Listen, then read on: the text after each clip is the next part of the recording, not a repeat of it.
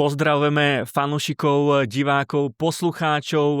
Mnohí ste sa dožadovali, kedy bude ďalšia epizóda rozhovoru s majiteľom BC Prievidza Jánom Millerom. Tak je to tu, hodnotiaci veľký rozhovor o sezóne BC Prievidza. Pekný deň, pán Miller. Dobrý deň. Tak začneme tým, že keď sa pozrieme všeobecne na tú sezónu, tak z môjho pohľadu sa nedá hodnotiť ako neúspešná. Práve naopak, pretože zisk slovenského pohára, dostali ste sa do top 16 a prenikli ste do semifinále Typos SBL, aj keď samozrejme mnohí fanúšikovia Prievidze by si želali finále, ale keď sa na to pozriete, tak tá sezóna bola naozaj celkom podarená. Čo poviete? Posledná sezóna, keď sa čisto pozriete na fakty, tak je najúspešnejšou sezónou BC Prievidza za posledných 10 rokov. A samozrejme, že s jedlom rastie chuť a všetci sme boli namotivovaní a prijali sme si, aby z toho bola rozprávka a krásny príbeh, pretože tak by to bolo. Žiaľ, nepodarilo sa to. V talianskom futbale hovoria, že víťazi oslavujú, porazení vysvetľujú a tým pádom nám, čo sa podarilo, urobme si sumár. Sumár je, že stali sme sa najlepším brániacim tímom ligy počas regular season, počas regulárnej sezóny. Postúpili sme medzi najlepších 16 a vo FIBE a v rámci Europe Cupu sme boli najväčším prekvapením v celej Európe.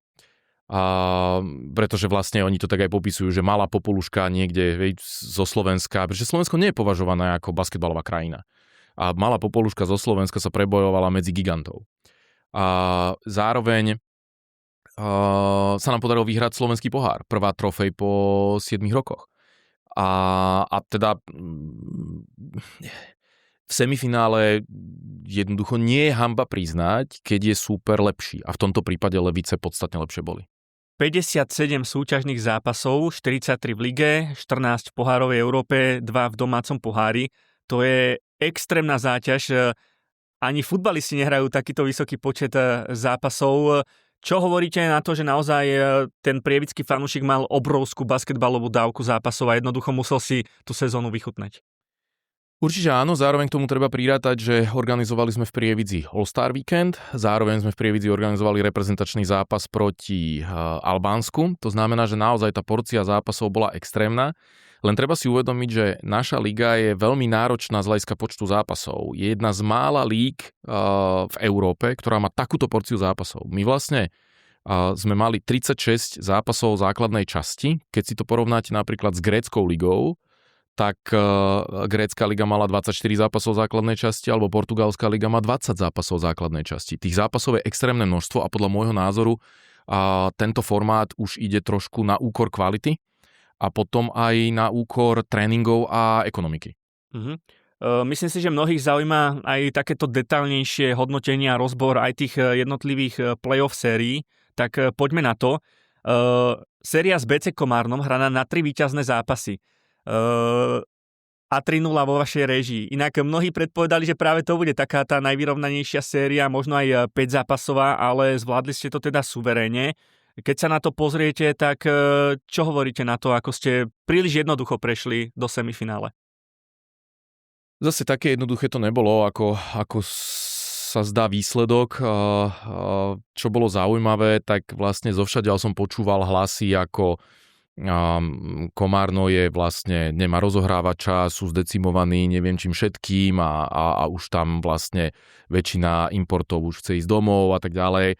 A znovu som zistil, a teda som nováčik v tejto problematike a učím sa, ale Matt Haufer ma učí, že nezabudni, že we are all in a crying business, že my sme všetci vlastne v biznise, kde všetci plačú. A tým pádom ja už si dávam veľký pozor, komu čo verím, komu čo neverím, lebo to sú také akože hry, lebo nemal som na ihrisku pocit, že by niekto z importov chcel ísť domov, bojovali, snažili sa. My to považujeme za trošku Pirhovo víťazstvo, pretože v tejto sérii sa nám zranil a vážne sa nám zranil Trey Thomas, pre nás kľúčový hráč, a Nigel Smith, pre nás kľúčový na obidve strany, aj v obrane.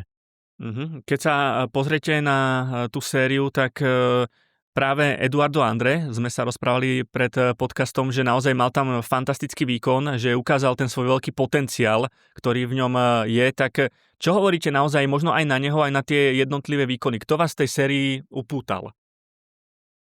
V zápase 2 samozrejme, že najviac upútal teda Eduardo Andre, pretože tam už nehral Trey Thomas, a tam už len tak odskackal, myslím, na jednej nohe, ak si to dobre spomínam, Nigel Smith. Problém bol, že Treyovi Thomasovi super skočil na koleno a on ho mal podvrtnuté, napuchnuté a bolestivé. To znamená, nemohol hrať. Nigel Smith mal zápal v achilovej päte, čo teda pociťoval výraznú bolesť a tam len tak skackal na jednej nohe. A vtedy zažiaril Eduardo. Ja som po zápase išiel za ním a som povedal, že som na ňo hrdý, lebo to je príbeh ako z rozprávky, že vlastne on sa nám na začiatku sezóny zranil. To je hráč, ktorého sme teda našli v Las Vegas, mal rookie season, Angolan s britským pasom. No a keď sa nám zranil, tak vlastne on odohral prvý zápas na Cibone, už doma s Cibonou už bol zranený, no a potom to už bol beznádejný zápas, kde pár minút odohral proti Lučencu v lige.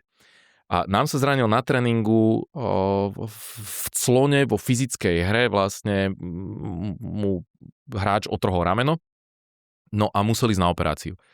Ak by odišiel zo Slovenska a nechal si to operovať v Británii by čakal 4 až 5 mesiacov, než by sa dostal v poradovníku na operáciu. Tým by strátil ďaleko viac, ako strátil na Slovensku. To znamená, tá naša ponuka bola, že dobre, tak skúsme sa dohodnúť, že my ti teda zaplatíme operáciu a my sa s tebou dohodneme za tých istých podmienok aj na budúcu sezónu, lebo väčšinou týmto rookies, tým nováčikom, po dobrej odohranej sezóne výrazne rastie cena.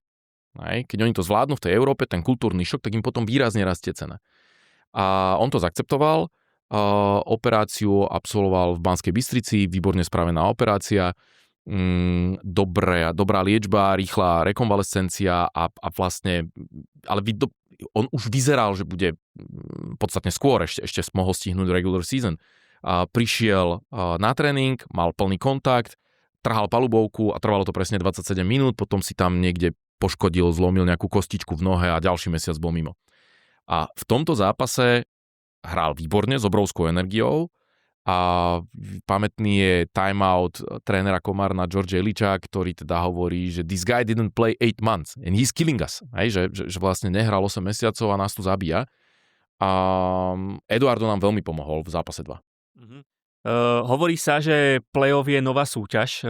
Naozaj aj naprieč všetkými športami sú tam väčšie emócie, väčší fanúšikovský záujem, stratégia vypiplaná do najmenších detailov. Je to aj taký fanúšikovský zápas.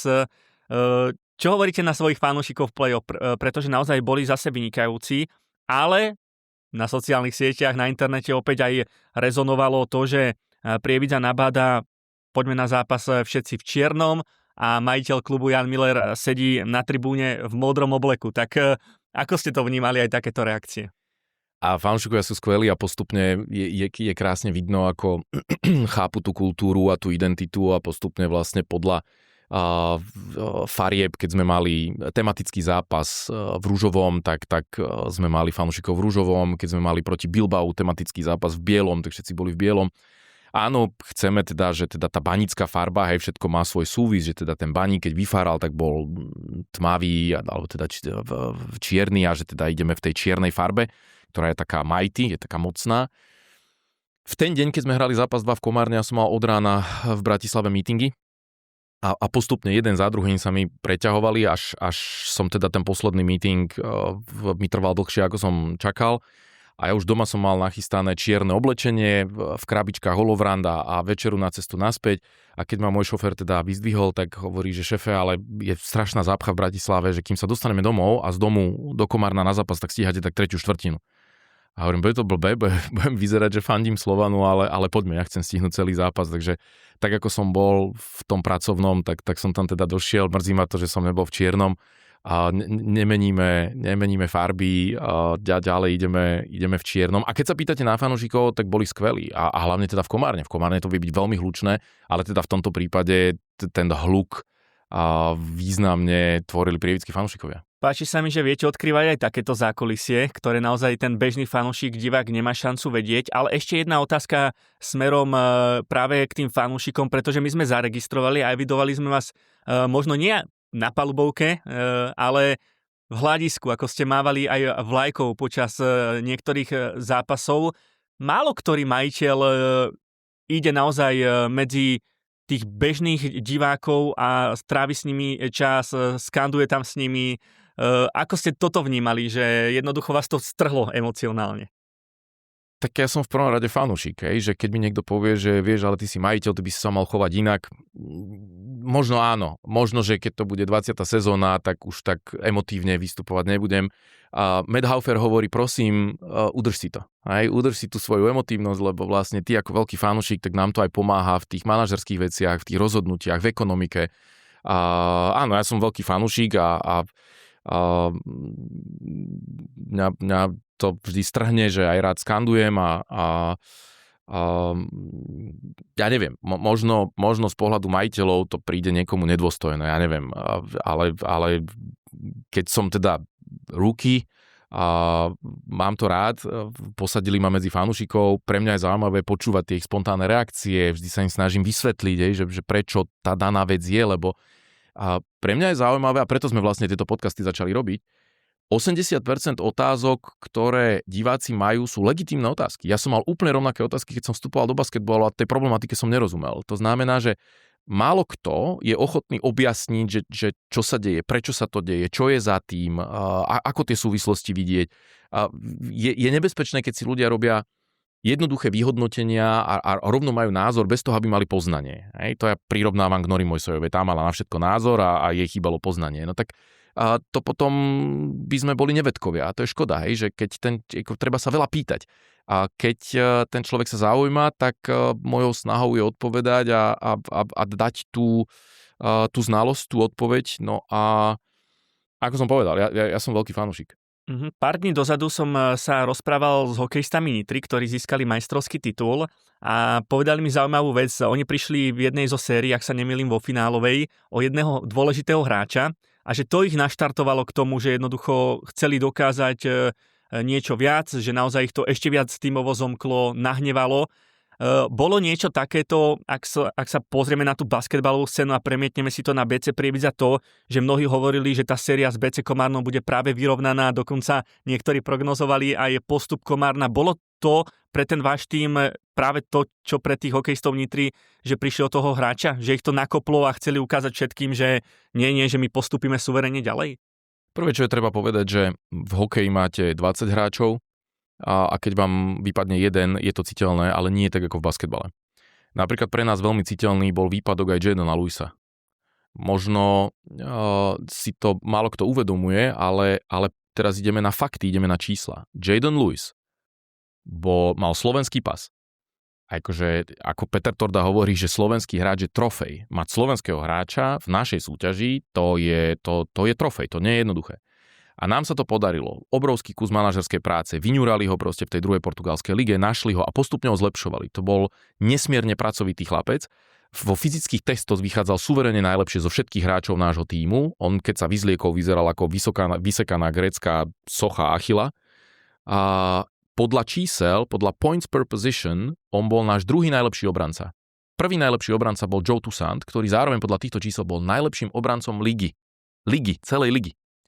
Na druhom mieste bol Jadon Lewis a na treťom mieste bol Nigel Smith. To znamená, táto štatistika hovorí, koľko bodov na pozíciu vám dáva váš protihráč, ktorého vybránite. A v týchto číslach bol Jadon Lewis druhý najlepší prievidský hráč. Zároveň, podľa úspešnosti trojkovej streľby, bol náš tretí najlepší strelec. To znamená, on bol hrozbou za 3 body. On nebol najlepší v driblingu, ale on sa tam nikam nepchal. Nikde sa netlačil, on si odrobil svoje. Spomente si na domáci zápas proti Nitre, keď on dokázal krásne eliminovať Jonesa. A ešte im nastrieľať koľko? 14 bodov, myslím? Že on dal 2-3 trojky, plus spravil nejaký backdoor, nejaký cut. A veľmi pracovitý chlapec, veľmi užitočný. 15,5 minúty v priemere. To nám veľmi chýbalo. Teraz idem ďalej. Postupne vlastne zranenie Nigel'a Smitha, postupne ďalšie zranenia. Určite budeme hovoriť o zranení Jamesa Bishopa proti Leviciam. Ja tu dám jeden príklad. A sedel som na večeri s Martinom Vráblíkom, čo je český olympionik v kombinácii v lyžovaní. Ondřej Bank bol jednotka a Martin Vráblík bol dvojka. A boli sme spolu v Garmisch-Partenkirchene na večeri a on nám vysvetľoval, že, a veľmi zjednodušene povedal, zjazd vyhrá ten, kto sa bojí najmenej. Ale v momente, keď pred vašou jazdou uvidíte helikoptéru, okamžite sa spomalíte minimálne o pol sekundy na ten zjazd. Keď Mika Hakinenovi sa narodilo dieťa, spomalil sa na kolo o pol sekundy. Ak tí naši hráči vidia jedno zranenie za druhým, a teda my sme boli naozaj ako v polnej nemocnici, neverím tomu, že sa to podvedome niekde nedostane do hlavy a tým pádom, či tam nie je nejaká obava, nejaký strach. Keď hovoríme o sérii s Komárnom, bola to vynikajúca príprava trénerského stafu, dobre zvolená taktika, výborné individuálne výkony hráčov a v podstate výsledok hovorí, že perfektne odohraná séria. Pretožme list, postup do semifinále, ktoré sa už hralo na 4 víťazné zápasy. Prievidza prehrala 0-4 vo všetkých stretnutiach, prehra dvojciferným rozdielom. Čo bolo zlomové v tej sérii z vášho pohľadu? Ťažko povedať, či zlomové. Zoberme si zápas 1. Mňa fascinuje, ako Bobo Bojanovský dokáže prepnúť na playoff mód. V tomto on je známy, ale teraz som videl, že lebo on má taký chillovací mód v tej základnej časti, ale aj v Lige majstrov ukázal, že v tých najdôležitejších momentoch vie poťahať ten tím a byť veľmi užitočný, či v obrane alebo v útoku. A teraz sa to ukázalo znova, aj? Že on zápne ten svoj playoff mód, je agresívnejší v obrane, v útoku, je dôslednejší, samozrejme Levice majú vynikajúci tím. McGill nie je MVP základnej časti náhodou. Aj? Je skvelý, keď si zoberiete Wesson vám dá 9 trojok so 70% úspešnosťou. To môže ísť pomôcť, a to teraz už nie, lebo LA Lakers vypadli z OKC, ale mohli im ísť pomôcť s takouto úspešnosťou, čo by za ňo dali. A prvý zápas sme prehrali 100-90. Ja sa priznám, že 3 minúty pred koncom, keď bolo o 2 body, som veril, že to dáme. A u nás sme cítili, že hráči majú playoff mód, že sú sústredení. A to sme hrali bez Najeeho Smitha a hrali sme bez Treya Thomasa. Pre nás títo dvaja sú veľmi dôležití a kľúčoví. A James Bishop netrafil bazén v tom zápase. Netrafil nič. Náš MVP hráč. A ja som veril, že to dáme. A ak si spomeniete, tak tam na pick and rolle zase perfektne v kľúčových momentoch zahral Bojanovský. Už potom sme to len nejako naháňali, ale v podstate tam niekde ten prvý zápas sme prehrali. Verili sme si na zápas 2. A skúste sa pozrieť tými vašimi aj funkcionárskymi očami na ten zápas 2, ktorý sa hral práve pred vašim publikom. Tak čo zase tam bolo také rozdielové, kľúčové? Kľúčové bolo zranenie Jamesa Bishopa. Hneď na začiatku zápasu vlastne prvý útok, Wesson išiel na low post, pretlačil sa tým veľkým zadkom cez Nováka, skóroval a už išiel do obrany a už ukazoval tie opičky. Hej, tu small a už začal ten trash talk. A takto sa vyvíjal celý zápas. To znamená, že levickí hráči s obrovským sebavedomím trash talkovali celý zápas a v prvej štvrtine pre nás MVP player, James Bishop, ktorý keď si vezmete, tak bez neho my by sme nevyhrali slovenský pohár. Tam bol najužitočnejší hráč slovenského pohára. A žiaľ, dostal lakťom od spoluhráča, od Maroša Zelizňáka, ktorý bol z toho nešťastný, veď nikto to neurobí na schvál v tej situácii. A jemu zlomil tú kostičku pod okom a spôsobil mu otras mozgu. To znamená, že on išiel rovno do nemocnice. A my sme to cítili a keď sme si to ešte prechádzali, ten zápas odznova, bolo cítiť, ako keby padla deka na tých hráčov, že zrazu, hej, že náš najkľúčovejší hráč, keby sa také niečo stalo McGillovi, ako by zareagoval levický tým, hej, že ich spoluhráči, to je otázka. Na to potom pokračovalo. Potom vlastne, už jak ste sebavedomí, už jak si veríte, už tam trafíte všetko a naši netrafili nič. Mňa v tom zápase veľmi neštvalo ma, že sme prehrali. Mňa veľmi hnevalo, ako sme prehrali. Ja považujem práve ten druhý zápas, keď už bolo vlastne 0-2 v sérii, za taký ten zásadný v tej sérii, že už sa to postupne teda hlamalo v prospech Levíc. Prievidza sa naozaj tak definuje tým heslom neúprosný, ale 0-4 to bolo aj sklamanie pre fanúšikov prehra v tej sérii. Že mali ste pocit, že chýba tam niečo ešte k tomu, aby naplnili ten slogan neúprosný? Nemyslím si to. Treba povedať, že my pracujeme s obmedzeným rozpočtom. Pracujeme s tým, čo máme. To znamená, že my sme brali buď rookies, nováčikov, ako bol Eduardo Andra alebo Noah Reynolds, alebo potom prvoročiakov, druhoročiakov, hej, že ktorí, ja neviem, sú 1 rok v Európe alebo 2 roky v Európe. A chceli sme pracovať s mladými, hladnými hráčmi. Ja rozumiem tomu, keď diváci majú dojem, že či tam náhodou a hľadajú za tým niečo. Hej? Lebo čak to hneď sa tam snažíme hľadať niečo, čo tam vôbec nemusí byť. Nikto nič nevzdal. Hráči chceli bojovať. Verili si aj na zápas 3. Pozor, oni si verili na zápas 3. Nepolavili a nevzdali do posledného zápasu, nevzdali tú sériu. A 95% hráčov, keby mali takú situáciu ako Thomas, tak nenastúpia. On mal bolesti v tom kolene a on chcel hrať, pričom on riskuje svoju kariéru.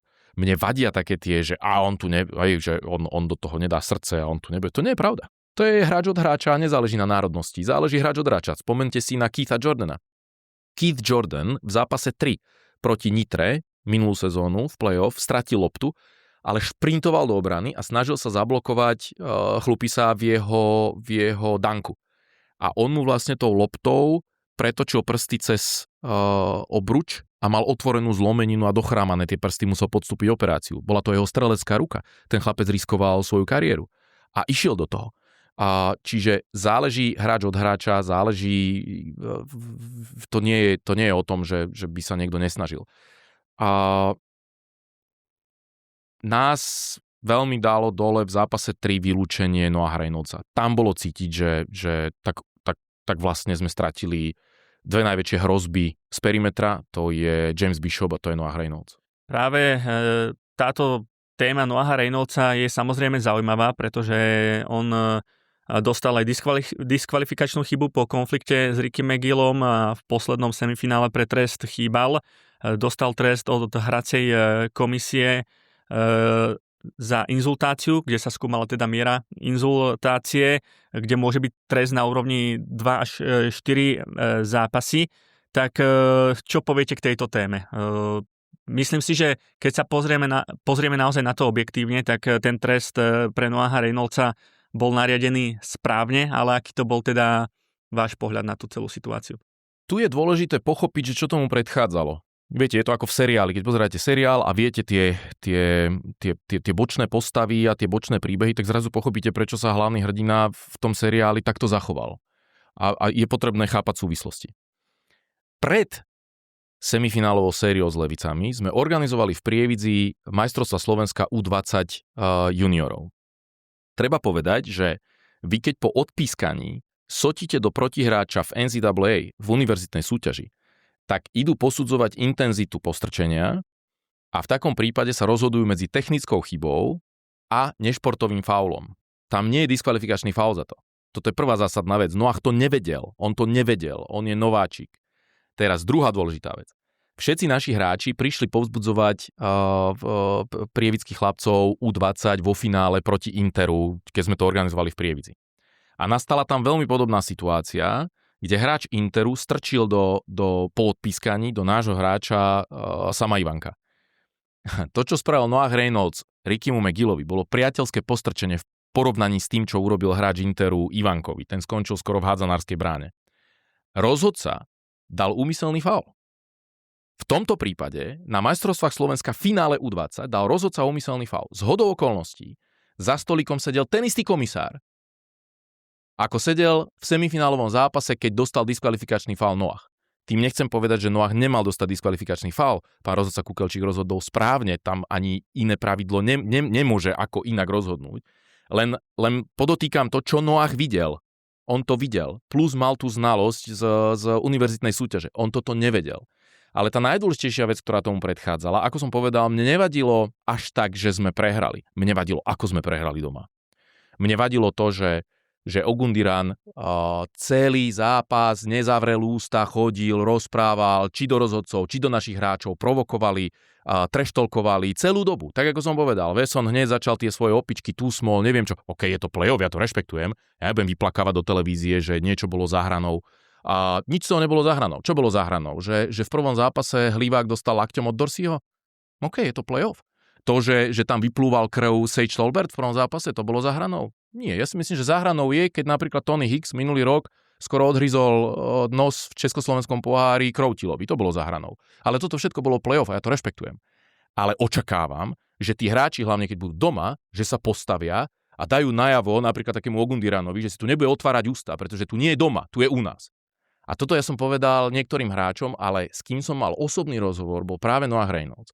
Po zápase sedel skľúčený, skormutený na recepcii, na vrátnici športovej haly.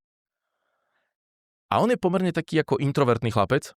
Nie je to Nigel Smith, hej, ktorý hi. A on je taký ako veľmi tak ako dovnútra rozmýšľa a taký je sám so sebou. A ja som si šiel k nemu sadnúť. A hovorím, Noah, a ja ťa nesmierne rešpektujem ako hráča, ale zároveň a ty s takou kvalitou sa postupne musíš učiť byť líder. A ako líder ja som očakával, že napríklad aj ty sa postavíš a proste vysvetloval som mu to, že mi vadí to, čo som tu videl. To, ako si ukradli tú show, to, že sa nechali zbiť, to, že sa nechali utreštolkovať. Oni sú u nás doma. Čo by urobil Jimmy Butler? To som mu povedal. No a čo mi urobil Jimmy Butler? Pretože Noah je z Illinois, Jimmy Butler hral v Chicagu. Čo myslíš, že by urobil Patrick Beverley?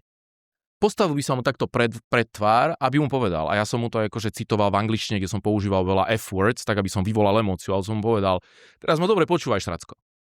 Že si vyhral, ja to rešpektujem. Že si to trafil, alebo nie ty, McGill, Wesson, že ste to trafili zo šatne. OK, ja to rešpektujem. Trafili ste to z bufetu, ja to rešpektujem. Vyhrali ste? OK.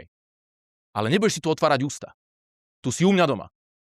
To znamená, že si vyhral, zbal si ten svoj typos uteráčik, ťahaj do autobusu, našteluj si do GPS-ky Kalna nad Hronom, smaž domov, po ceste v handlove nezabudni držať minútu ticha z úcty k handlovskému basketbalu za ich tohtoročnú sezónu a čakaj na mňa doma. Čakaj na mňa doma. Rozumel si? A on hovorí, I got you, sir. I got you. A akože on to zobral. A ja hovorím, že Noah, ak v zápase 3 prehráte, budem rešpektovať, že sú lepší. Ale nenechajte sa zbiť. No a teraz, keď si toto všetko spojíte, v prvej štvrtine my sme na nich vybehli a viedli. A teraz, akože ja to rešpektujem, je to playoff mód. Ja nebudem plakať, že niekto provokoval, neviem čo. Ale to McGill to robil. V tom útoku on mu dal jednu do tváre, druhú do tváre a ešte v tej donáške ho ťahal za dres. No a samozrejme ja som mu ukázal, nenechaj sa zbiť, no tak on po ňom vypálil. Hej? Takže ho sotil, teraz samozrejme, hej, veľká vec, on netušil, že bude vylúčený. Ja keď som to videl, som sedel s Vladom Brodzianským v Kurcíc, som sa chytil za hlavu a hovorím, toto som nechcel. Ja som nechcel, aby ste sa nechali zbiť, ale nechcel som, aby ste sa nechali vylúčiť. Hej? Takže zrazu prišla diskvalifikačná, tam nemohlo dojsť k inému rozhodnutiu, to bolo správne rozhodnutie. A tam to je zase, to je ďalší úder, hej, kde vlastne jeden zranený, druhý zranený, tretí zranený a do toho diskvalifikácia, to je jeden úder za úderom. Tam sa nemôžete tým hráčom diviť. Zmieňovali ste zaujímavú vec. Levice sú mega skúsený tím. Aj v Lige majstrov nazbierali fantastické skúsenosti. V posledných sezónach sú prosto suverénom a sú na tróne v Slovenskej lige, ale ten playoff mód je zaujímavý tým, že nie je to naozaj len basketbal, ale sú to emócie, je to zákulisie, je to stratégia, sú to aj tieto treštolky medzi hráčmi, v ktorých Levice, mám pocit, že naozaj dominujú tiež v celej lige a tiež je to taká ich mini výhoda oproti iným tímom. Takže je pre Prievidzu dôležité, aby sa jedného dňa tiež dostali na takú úroveň, že tí hráči budú tak sebavedomí, že tiež v tomto supera pretlačia a prevýšia, pretože Leviciam to ide a sám ste spomínali, že jednoducho ste sa do nejakej miery nechali zbiť, nechali vyprovokovať, že tiež sa asi takto treba nastaviť a zlepšovať aj v takýchto veciach, ktoré sú v play-off tiež dôležité. Sú to detaily. Sú to detaily, ktoré rozhodujú o dôležitých veciach. Jedna vec je skúsenosť, druhá vec je na to musíte byť povaha. To všimnite, Ogundirian je na to povaha. Ten len chodí a furt nezavrie ústa, stále múdruje tam rozhodcom. Čo musím oceniť, a to naozaj chcem veľmi oceniť, že sa nerozdávali zbytočné technické za trash talk a za to, že si niekto chytil hlavu a tak ďalej, ale to bolo stretnutie s rozhodcami, ktorí upozornili na to, dobre, keď je ten hráč v emócii, chytí si hlavu, necháme o 5 sekúnd, lebo to je to, čo chcete vidieť. Ten beef vy chcete vidieť, hej? Samozrejme, keď už potom sa to strhne, tak to už je zle. Ale deje sa to všade, je to kontaktný šport, nehráme korfbal, hráme basketbal, to je kontaktný šport, to fyzický šport a je to tak v poriadku. A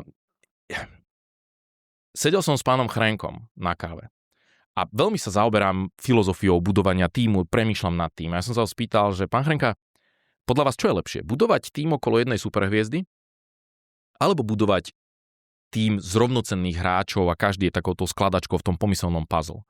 A on sa usmial a hovorí, Janičko, to je podľa toho, či vyhráš ligu. Keď vyhráš ligu zo Superstar, tak je lepšie to budovať zo Superstar. Keď to vyhráš s tímom, je lepšie s tímom. Hej, záleží na tom, či vyhráš. A ja musím povedať, že my máme všetko takých nice guys.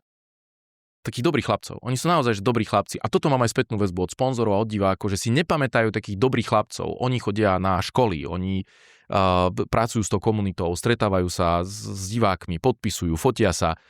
A mne tam chýba trošku taká tá povaha toho killera, takého toho raptora, hej? Ako bol napríklad Meleščenko. Samozrejme, Meleščenko bol extra trieda, ale od pána Doušeka mám taký príbeh, že takmer prehrali zápas a on chytil Jelačiča pod krk a si to s ním vyjasnil 1-1.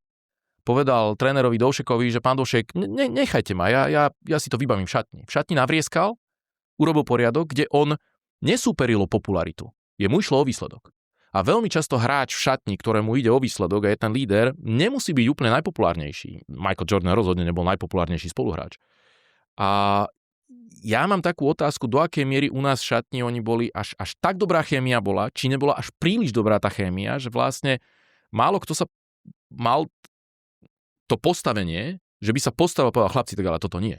Toto musí inak fungovať. To sa chcem opýtať, či ste mali takého lídra, taký vokálny, ktorý naozaj jednoducho rozkopal tú kabínu a namotivoval tých chalanov. Takéhoto lídra sme nemali. Mali sme lídra na palubovke, to bol Joe Toussaint. Joe Toussaint ma fascinoval celú semifinálovú sériu.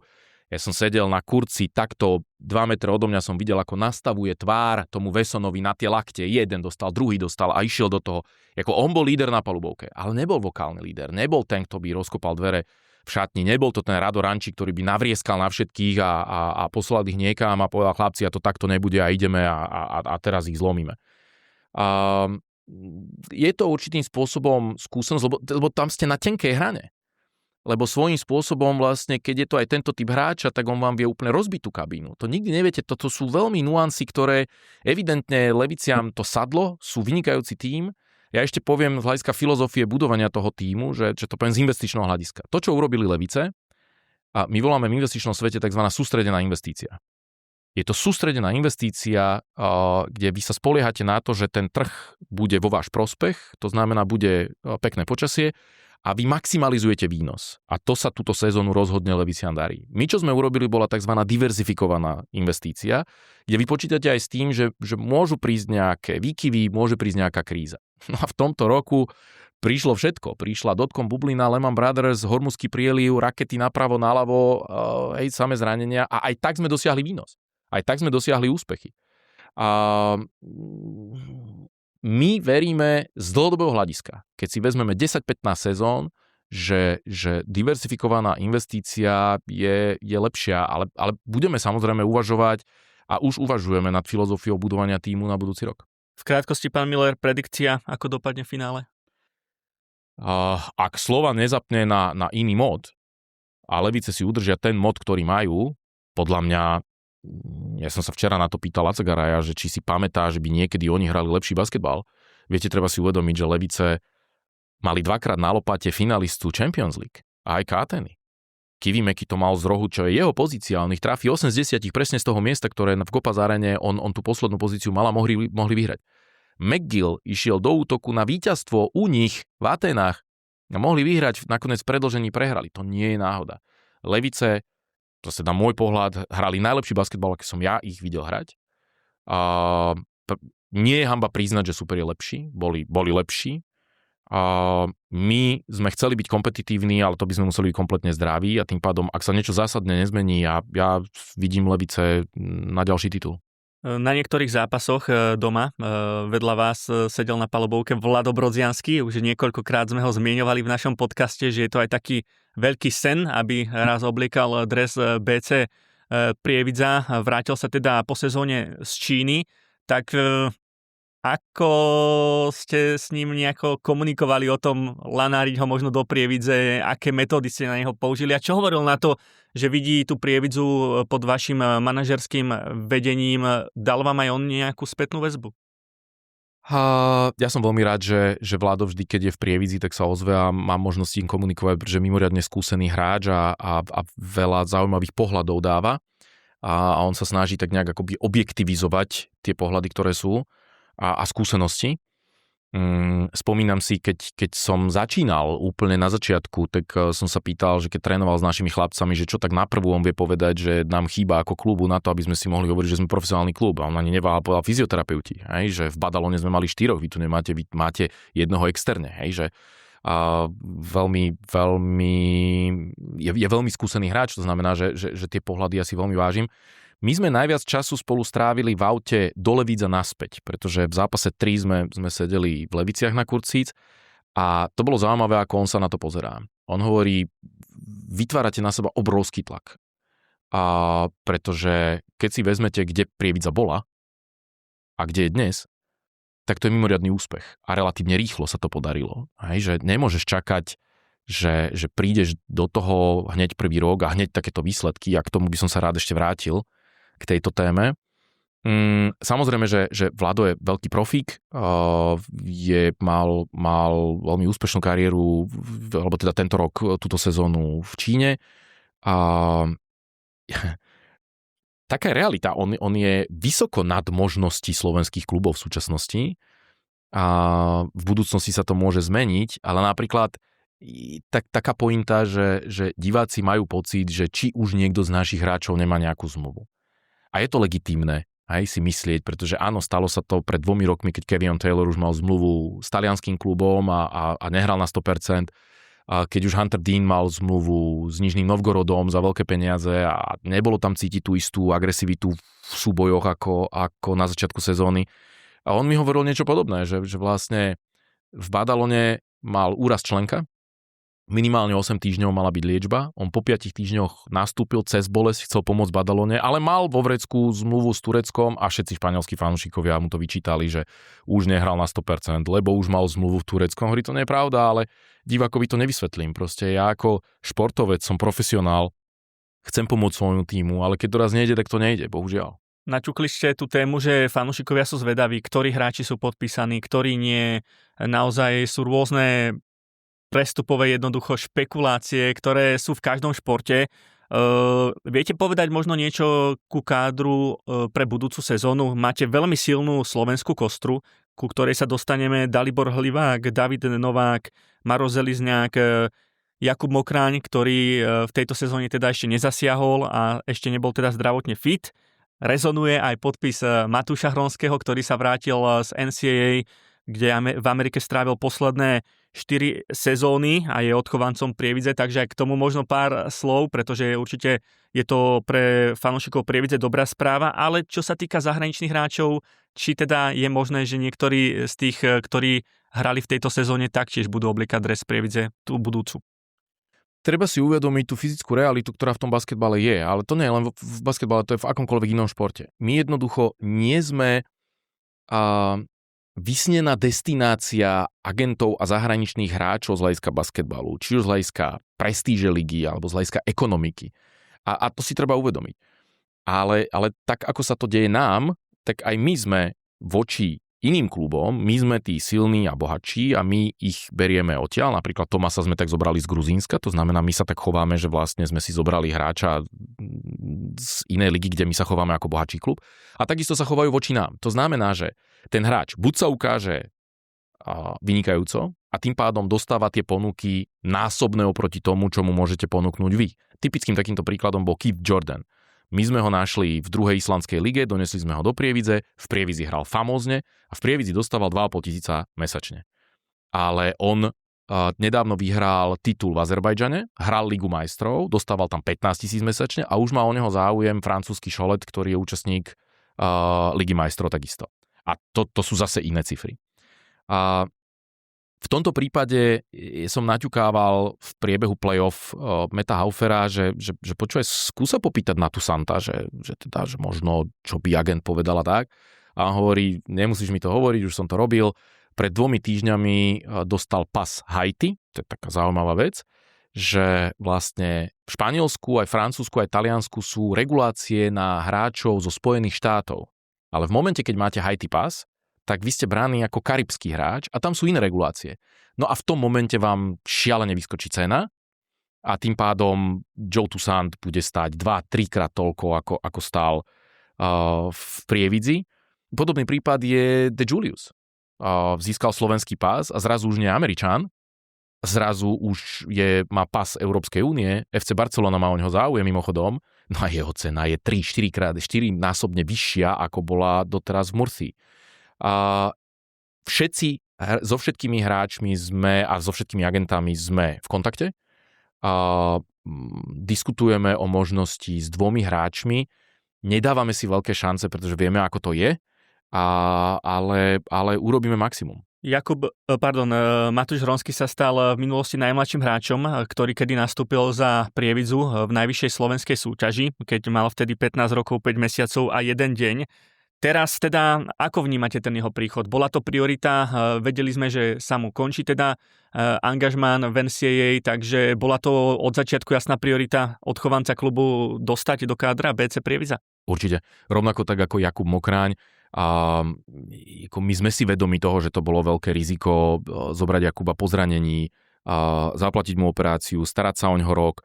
Áno, ale vede náš. To je Prievidžan. My aj z hľadiska marketingu, aj z hľadiska motivácie pre hráčov Prievidskej akadémie je to veľká vec, keď oni vidia chlapca, ktorý pár rokov pred nimi hrával za tú akadémiu a dneska bude tvárou najvyššej súťaže a budeme ho vidieť v tých európskych zápasoch, veď to je úžasné. Takže samozrejme, že Matúš Hronský je Prievidžan, my sme boli v kontakte dlhšiu dobu, vedeli sme, že bude končiť a tým pádom, keď nastali tie jednania, my sme si veľmi prijali mať Matúša v Prievidzi a my cítime, že aj on chcel byť v Prievidzi, lebo posledných, ak si to dobre pamätám, 7 rokov doma napríklad nezažil Vianoce, to znamená, že je to prirodzené, že po tých rokoch v zahraničí chce byť aj doma. A my sme presvedčení o tom, že my budeme výbornou štartovacou destináciou pre jeho kariéru. Povenujme sa aj trénerskému tímu.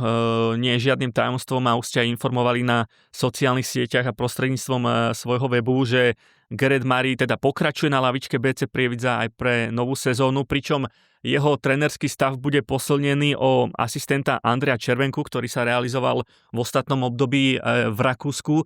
Tak čo poviete na skladbu tohto nového trénerského tímu, kde bude pokračovať aj Michal Suriak, no a teda pokračuje aj Gareth Murray? Čo od začiatku ste deklarovali, že tiež je priorita?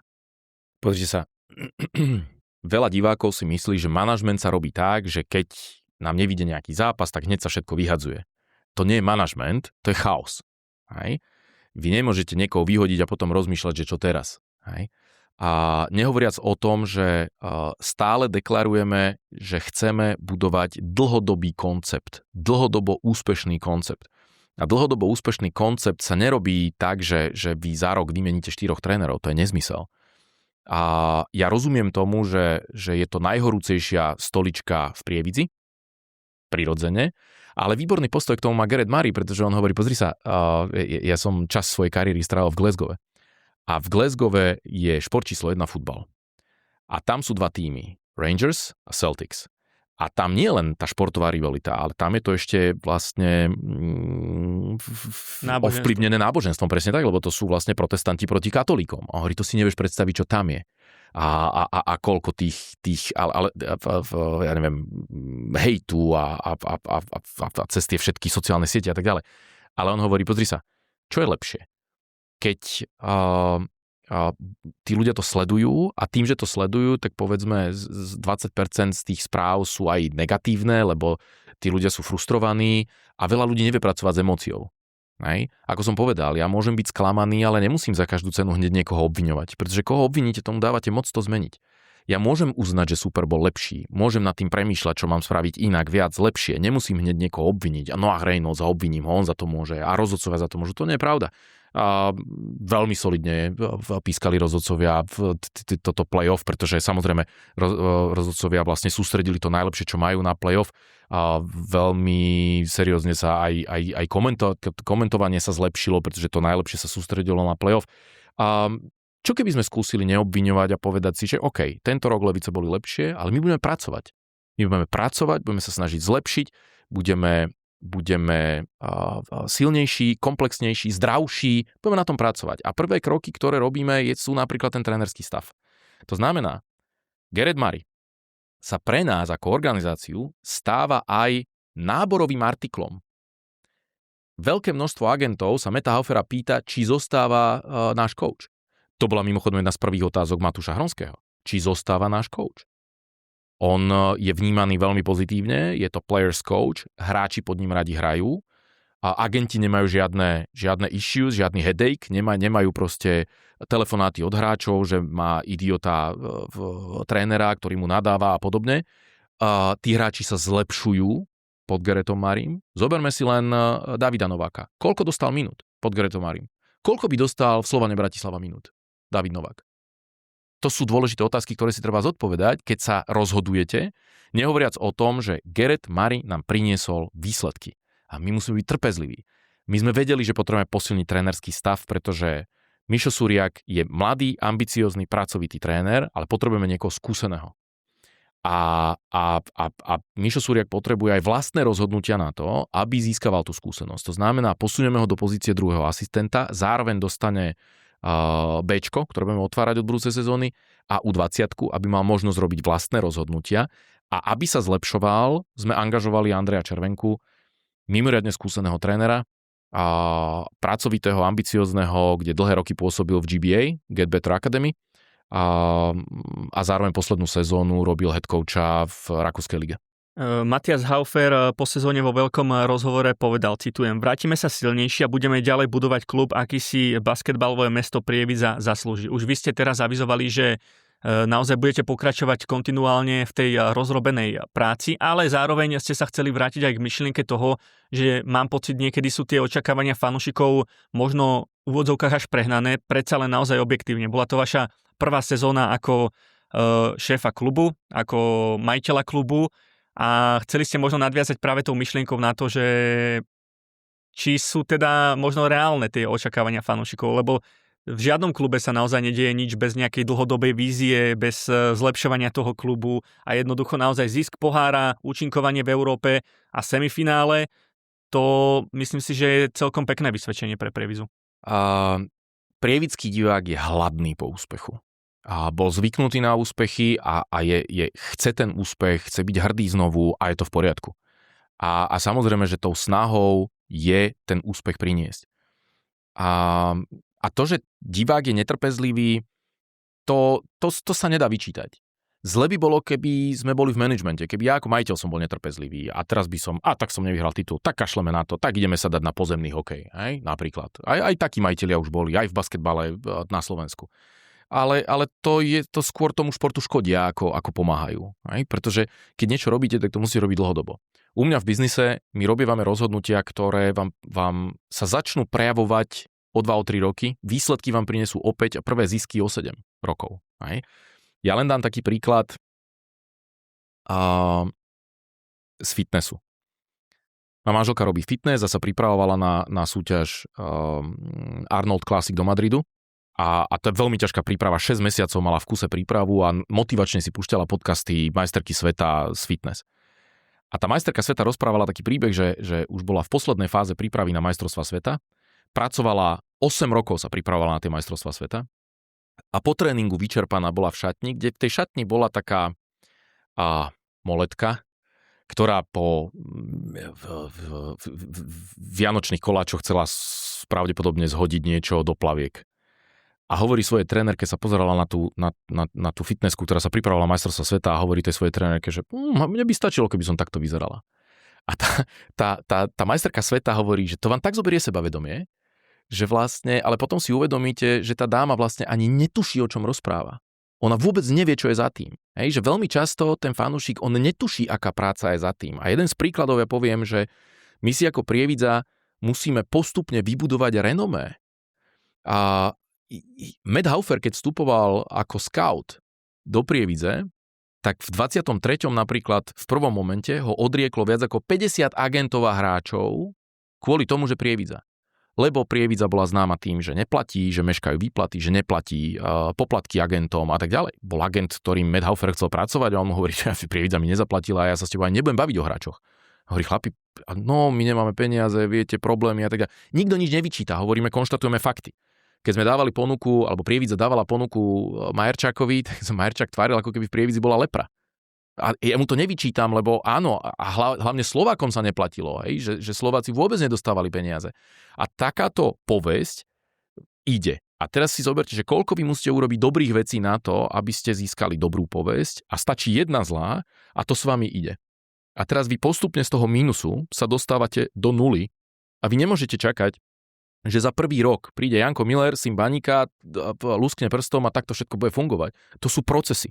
Spomente si, keď vypadlo Milwaukee Bucks a novinár dal otázku Janisovi Antetokounmpovi, či považuje túto sezónu za failure, akože zlyhanie, sklamanie. A on, oh God, Erik, you asked me the same question last year. It's not a failure in sport. Hej? Že v športe neexistujú zlyhania, že proste vy budujete niečo, pracujete na tom. Hej? On sa ho pýta, že vy tiež vo svojom zamestnaní máte povýšenie každý rok? A keď nemáte to povýšenie, tak je to zlyhanie? Nie, sú to procesy, sú to kroky k tomu, aby ste nasledovali. Michael Jordan hral 15 rokov v NBA, len 6 krát vyhral titul. Takže 9 years it's a failure? Erik, yes or no? It's no failure in sport, že nie sú zlyhania v športe, je to proces, je to budovanie. A teraz si zoberme, že Levice toto budovali 10 rokov. Ak by sa agent mal rozhodnúť, či by mal dať toho istého hráča za tie isté peniaze do Levíc alebo do Prievidze, tak sa určite rozhodne pre Levice, pretože majú lepšiu reputáciu, hrali Champions League, sú známejšie v Európe, sú štvornásobný majster a nemali issues, ako mala Prievidza, že v podstate Prievidza skrachovala. Prievidza ako basketbal skrachoval. To je fakt. A teraz my postupne z toho dna, step by step, sa chceme dostať na to výslne basketbalové, chceme byť známi v Európe, ale to treba odpracovať. My to musíme postupne odpracovať. Sezónu ste zabodkovali oficiálnou rozlúčkou aj s fanúšikmi, autogramiada hráčov, tak čo hovoríte na takéto podujatie, ktoré už ako patrí k tomu, taká oficiálna rozlúčka s fanúšikmi? Bola špeciálna, pretože sme tam mali takmer 200 detí. Deti takto plakali, keď sa lúčili s niektorými hráčmi. Každý mal svojho obľúbeného, že niekto bol zalúbený do Joea Toussainta. Oni všetko boli ako výborní chlapci. Joe Toussaint bol tým lídrom, bolo vidno, ako on maká, pracuje, energiu vždy do toho dával, nastavoval bradu do lakťov a bol úžasný. A mne sa vám veľmi páčil, ale teda s karibským pasom bude mať úplne iné možnosti. Trey Thomas bol profesionál skrz náskrz, vynikajúci chlapec, najlepší strelec ligy so 43 bodmi aj v zápase proti Handlovej. A s ním chceme komunikovať, hľadáme tam tie cesty a Sagea Tolberta dámy obzerali, ako sa stará o vlásky, on nosil taký bonet, vodičky, neviem čo, videjka natáčal. Nie, mali sme krásnu rozlúčku a všetci chápu, sponzori všetci chápu, že teda je to nejaký proces a aj tieto podcasty, ktoré robím, tak vlastne snažím sa transparentne odpovedať na otázky, ktoré sú úplne legitímne a vlastne veľa tých divákov a sponzorov tie otázky má. Zároveň vlastne na to, aby ste si zaslúžili dôveru zo strany sponzora, tak tá dôvera sa buduje. Tá dôveru si neurobíte jedným stretnutím. Tá dôvera sa buduje, že vidia tí sponzori, že áno, sú tu zmysluplné kroky, áno, je tu dlhodobá vízia, áno, nechcem, aby s Prievidzou ako klubom boli spojené akékoľvek nejaké negatíva v zmysle, že niekomu niečo nezaplatili, o niekoho sa nepostarali. Napríklad ja to považujem aj pre slovenských hráčov a starostlivosť. Keď sa mu niečo stane, ja to považujem za pracovný úraz. A ja som za neho zodpovedný. A ja sa nemôžem tváriť, že teraz Emerko neexistuje, alebo povedať hráčovi, my nie sme Real Madrid. Ja to považujem za zodpovedné voči tomu hráčovi ako svojmu obchodnému partnerovi, aby sme mu poskytli tieto podmienky čo najlepšie. Snažíme sa, aby tie podmienky mali dobré, ale samozrejme, my budeme aj veľa vyžadovať. Hej? My budeme dávať profesionálny prístup a vyžadovať profesionálny prístup. No a ten sponzor, keď to vidí, zároveň vidí ten férový a profesionálny prístup a hlavne vidí transparentnosť, tá transparentnosť som presvedčený, že je predpokladom dôvery.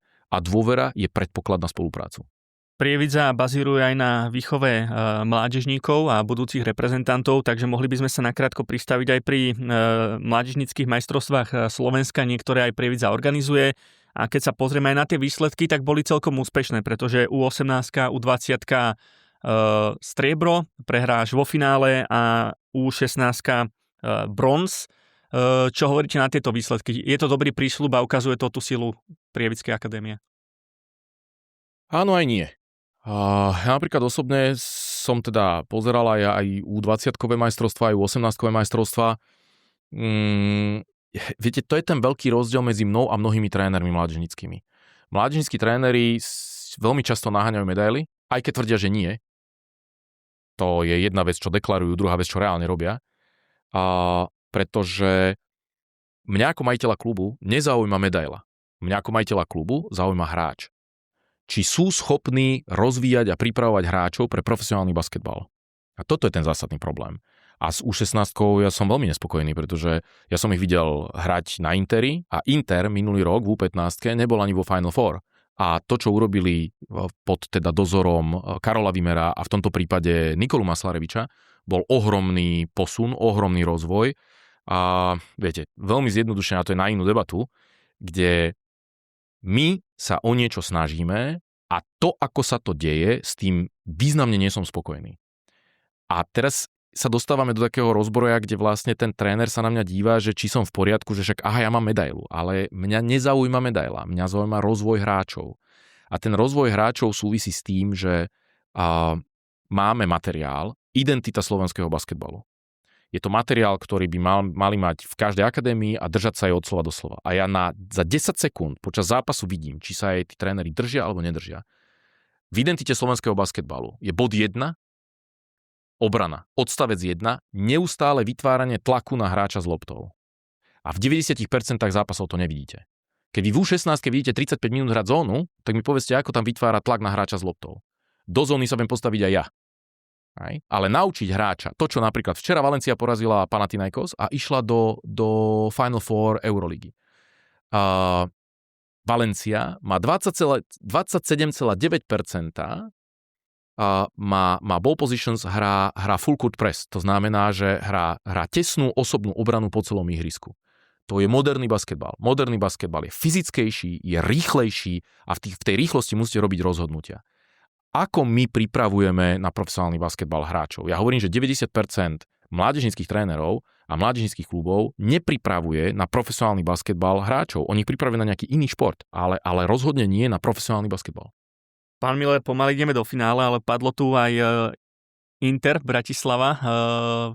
Je to naozaj čerstvé, je to veľká novinka. Vy sám ste sa zúčastnili zasadnutia klubov typos SBL a vedenia súťaže. A kluby sa zhodli na tom a odporúčili aj výkonnému výboru SBA, aby Inter Bratislava mládež účinkoval od novej sezóny v najvyššej súťaži medzi mužskou elitou. Všetko to schváli ešte výkonný výbor, ale mala by to byť teda formalita. Čo si od tohto sľubujete, pretože je to projekt zameraný na mladých hráčov, povedzme ako Maroš Golian, Bruno Randuška a ďalší, ktorí by teda mohli dostávať veľké šance, mohli by získať obrovské skúsenosti a toto ich môže posunúť výrazne v ich kariére. Bola tam jednohlasná zhoda, takže pre slovenský basketbal je to naozaj dobrá správa, si myslím. Na druhej strane čaká nás povedzme bratislavské derby, zase atraktivita, ktorá tých fanúšikov strhne, takže čo hovoríte na toto? Čo ste si prijali? Je to vynikajúca správa. Pre slovenský basketbal je to vynikajúca správa. Pred 2 rokmi som prvýkrát sedel na zasadnutí SBL-kových klubov ako prísediaci, ako hosť. Vtedy som bol ešte len sponzor a tak som ako Česi hovoria, že načichával som si to prostredie. A vtedy pán Ondruš, prezident asociácie, sa vyjadril, lebo sedeli tam Košice, sedela tam ako nový projekt Nitra Blue Wings a sedela tam ešte Žilina ako víťaz prvej ligy. A pán Ondruš vtedy povedal, že nebuďme prieberčiví. Zažili sme, keď Slovenská liga mala 7 účastníkov. Ak niekto má tú ambíciu, má ten budget, chce to hrať, dajme mu šancu to hrať. A vtedy, keď som si to začal tak študovať, tak som pochopil, že Slovenská basketbalová liga je ďaleko od profesionálnej súťaže typu Nemecka. Pritom nemecká súťaž nie je tá najlepšia v Európe, ale zoberme si, aké podmienky vy musíte splniť v Nemecku. V Nemecku musíte zložiť zálohu niekoľko 100 000 eur na začiatku sezóny. To není, že sa prihlásite. Vy musíte zložiť zálohu v objeme, ak si to dobre pamätám, nejakých 400 alebo 500 000 eur, aby ste vôbec ligu mohli hrať, aby sa nestalo to, čo sa stalo, že zrazu v priebehu sezóny vám SPU Nitra oznámi, že končí. Hej? To je ad 1. Ad 2 museli investovať oni to volajú, že neplaťme len nohy, ale musíme zaplatiť aj do kameňa, do tehly. A tým pádom majú podmienku, aké parametre má spĺňať tá športová facilita, tá športová hala na to, aby sa tam tá najvyššia súťaž mohla hrať. A to bola veľká téma v Nemecku, kde veľa tímov muselo, napríklad Gießen, museli z najvyššej súťaže dole a tam Chemnitz potom išiel hore a tak ďalej, kde s infraštruktúrou máme obrovský problém na Slovensku. A tretia zásadná vec v Nemecku, ak máte budget 3 milióny, tak ale 1 milión musíte dávať do mládeže. Hej. Pre mňa v tomto Nemci sú príkladom. Nemci sú majstri sveta, sú majstri Európy a v tom, ako oni pracujú s mládežou, tým, ako vlastne chceš hrať najvyššiu súťaž, fajn, ale tu sa budeš mať kompletnú pyramídu a toľko to peňazí budeš dávať do mládeže. Keby sme si porovnali kluby SBL, koľko percent svojich rozpočtov dávajú do mládeže a koľko ide len na tú mužskú zložku, tak zistíme, že väčšina klubov v podstate dáva zlomok alebo takmer nič do mládeže. Len teraz si treba uvedomiť, že ak my tú mládež nebudeme robiť, tak vlastne na čo robíme potom tú ligu? Na konci dňa vlastne z ligy liga má byť najväčší zdroj pre reprezentáciu. Ale do tej ligy sa tí chlapci musia nejakým spôsobom dostať. A samozrejme, že basketbal nie je futbal. To znamená, že akadémie majú doplácať na to, že tí, ktorí akadémie nerobia, si budú robiť tzv. Skimming, že si budú zbierať tých hráčov, kde niekto iný tú robotu odrobí. Preto som veľký fanúšik projektu Interu. Dlhodobo Inter za posledných, myslím, že od roku 2019 dominuje v kategóriách U18, U20. To nie je, že vyhráva, dominuje. Keď vyhráva o 50 až 80 bodov, im tá mládežnícka súťaž je zbytočná, preto oni chodia na zahraničné turnaje, čo platia rodičia. A tým pádom rodičia financujú v podstate budget SBL-kového tímu. A keď už to mám financovať, tak nech to naozaj hrajú. My sme videli, že takí nekonkurencieschopní proti Košiciam zase neboli. Či to zvýši, nezvýši úroveň ligy. A pozrite sa, ako zvýšili úroveň ligy Košice. Ale na druhú stranu si treba uvedomiť, že tí chlapci, ktorí sa tam mlátia, trápia a nemajú skúsenosti so športovým manažmentom, ako sa to naučia? Vy sa nenaučíte plávať teoreticky, vy sa to naučíte plávaním, bicyklovať sa naučíte bicyklovaním, korčulovať sa naučíte korčulovaním a športový manažment sa naučíte manažovaním. A toto sa v Košiciach musia naučiť. Ja som presvedčený o tom, že oni tú prvú sezónu podcenili, lebo je obrovský rozdiel medzi tým dať dokopy pár chlapcov a vyhrať prvú ligu, rozumieť druhú najvyššiu súťaž a hrať najvyššiu profesionálnu súťaž. To je veľký rozdiel. Ale nepochybujem o tom, že sa poučia, zlepšia a ja som veľmi rád, že basketbalová mapa najvyššej súťaže nekončí v Spišskej Novej Vsi, ale aj v Košiciach. Predovšetkým kvôli tomu, že veľmi dobrú prácu odvádzajú v dvoch mládežníckych kluboch, Galaxy Košice a Rimbasket Košice. A vy tam chcete vidieť to Ačko. To je veľmi dôležité.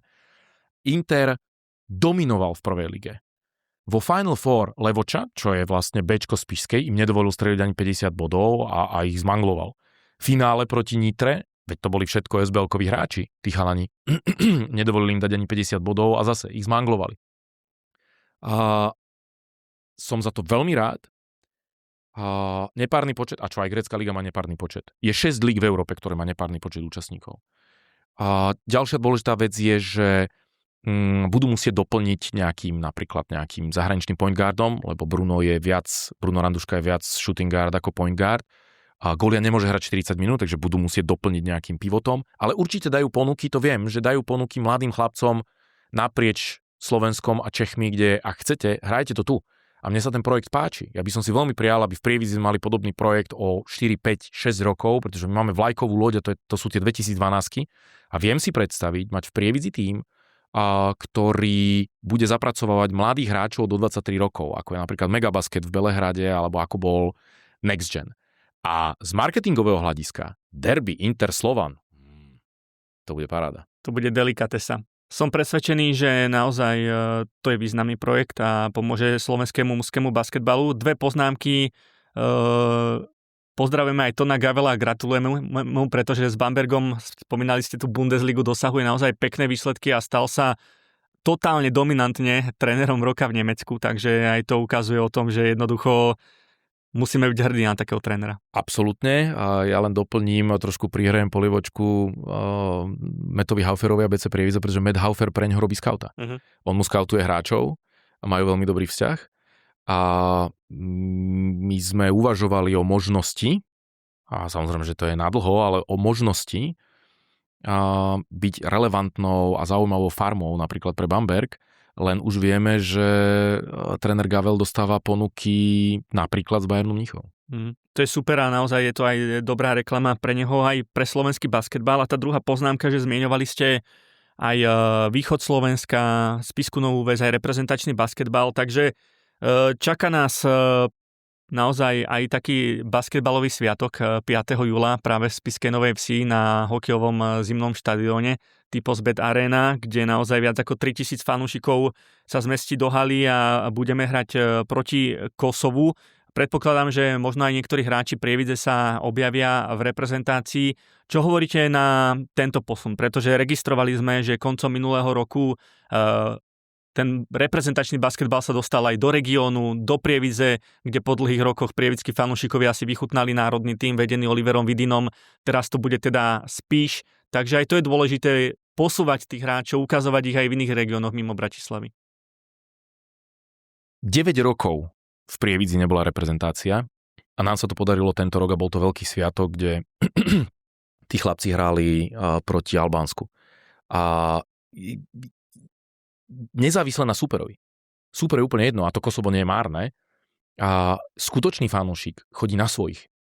A pre celé východné Slovensko, nielen pre Spišskú Novú Ves, by to mal byť obrovský basketbalový sviatok, kde vlastne to najlepšie zo Slovenska a čo bude dostupné, tak príde do Spišskej Novej Vsi odohrať zápas, kde je to basketbalový sviatok, vy máte možnosť vidieť to najlepšie, ak sa podarí, že by prišiel De Julius, keď si uvedomíte, že je to jeden z najlepších hráčov španielskej ligy a vlastne jeho chce Barcelona, hej? To je zážitok ho sledovať, ako organizuje hru, ako rozohráva, ako posiela prihrávky, ktoré Hlivák si urobil reprezentačný rekord vďaka De Juliusovi hlavne, hej. Vy keď tú loptu dostanete presne tam, kam ju máte dostať, že vám ju ten rozohrávač nehodí jak psovi, tam, kade, tade, a že vy ju dostanete presne do tej pozície, to je potom radosť s takým hráčom hrať. Určite každý basketbalový fanúšik by sa na to mal tešiť. Určite by to malo zmobilizovať celý východ. A východ má šancu ukázať, že je dopyt po basketbale, že sme a môžeme byť ešte silnejšou a väčšou basketbalovou krajinou. To rozhodne. Zakončil majiteľ BC Prievidza Jan Miller. Ďakujem za rozhovor. Ďakujem za rozhovor. Počúvali alebo sledovali ste podcast so šéfom BC Prievidza Janom Millerom. Ďalšie epizódy tu budú opäť niekedy na budúce. Dovidenia.